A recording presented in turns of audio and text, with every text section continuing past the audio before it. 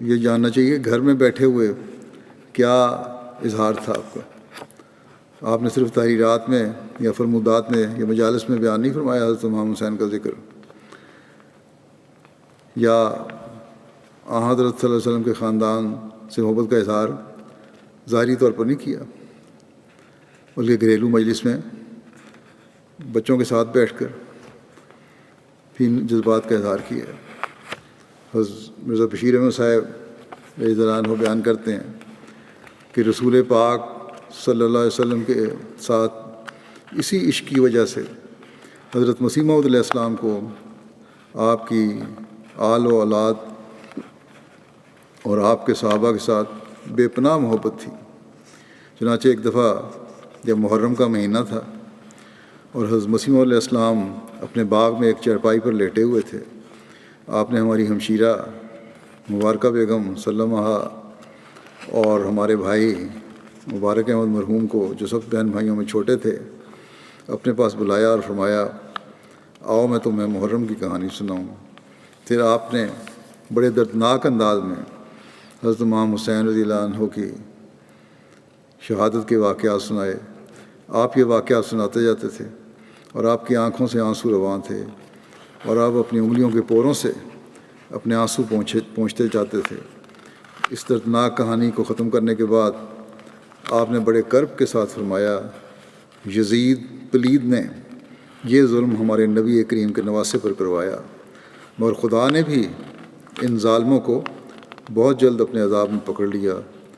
اس وقت آپ پر عجیب کیفیت طاری تھی اور اپنے آقا کے جگر گوشے کی المناک شہادت کے تصور سے آپ کا دل بہت بے چین ہو رہا تھا، اور یہ سب کچھ رسول پاک کے عشق کی وجہ سے تھا. اس بارے میں خود حضرت نواب مبارکہ بیگم صاحبہ بیان فرماتی ہیں. ایک جگہ کہتی ہیں اسی واقعے کو، کیونکہ ان کے ساتھ یہ ہوا تھا. کہتی ہیں آپ باغ میں چرپائی پر لیٹے ہوئے تھے حضرت مسیح علیہ السلام، میں اور مبارک ایک کشفہ آپ کو دکھلانے کے لیے لائے پکڑا.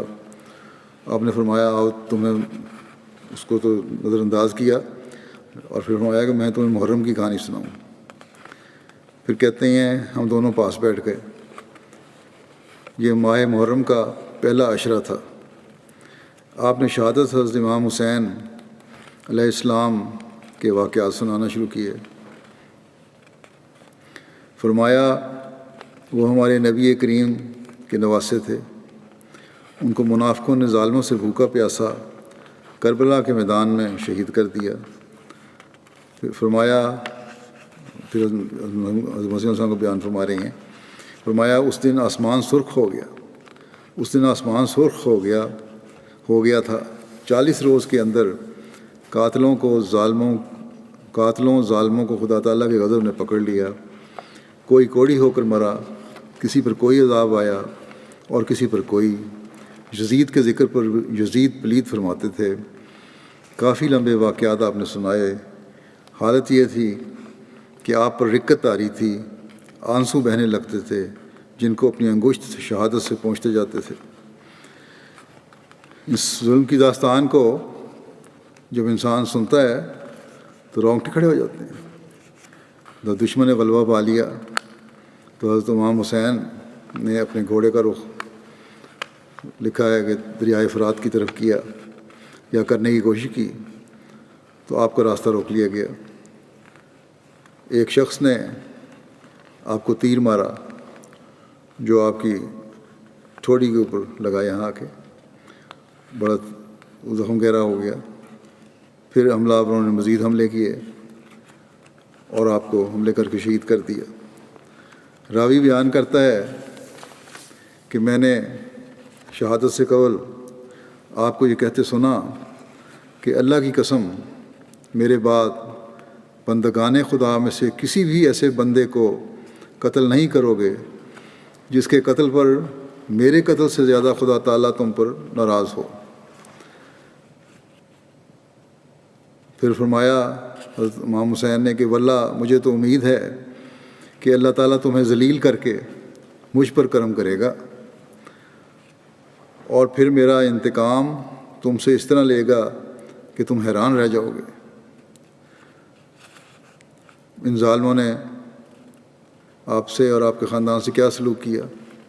شہید کیا اور شہید کرنے کے بعد پھر خیموں کو لوٹا، عورتوں کے سروں سے چادریں اتاریں، حضرت امام حسین کی نعش پر سے شہید کرنے کے بعد ان کے کمانڈر نے بلایا کہ ان کی نعش لٹائی ہوئی ہے، اس پر سے کون گھوڑوں سمیت گزرے گا، اور 10 گھوڑے تیار ہوئے اور ان کو گزار کر نعش کو پامال کیا گیا، آپ کی کمر کی ہڈیوں کو اور پسلیوں کو چکنا چور کر دیا گیا۔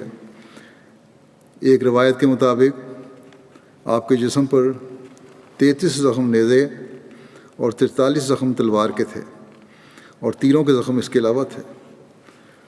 پھر آپ کا سر کاٹ کر گورنر کے پاس بھیجا گیا اور اس نے یہ سر کوفہ میں نصب کروایا۔ ظلم کی انتہا ہے، کوئی خبیث ترین دشمن بھی اس طرح نہ کرے۔ یہ تو مختصر میں نے بیان کیا ہے۔ جب حضرت مسیح علیہ الصلوۃ والسلام بیان فرما رہے تھے تو اس وقت اس واقعے پہ آپ غم سے آنسوؤں کی جھڑی لگی ہوئی تھی۔ بس کس طرح کہہ سکتے ہیں کہ ہم نعوذ باللہ خاندان نبوت سے محبت نہیں کرتے یا اس کا ادراک نہیں رکھتے؟ گزرے ہوئے 100 سال کی تاریخ گواہ ہے، سائے کی طرح سایہ فگن ہم پہ خدا ہے۔ گزرے ہوئے 100 سال کی تاریخ گواہ ہے، سائے کی طرح سایہ فگن ہم پہ خدا ہے۔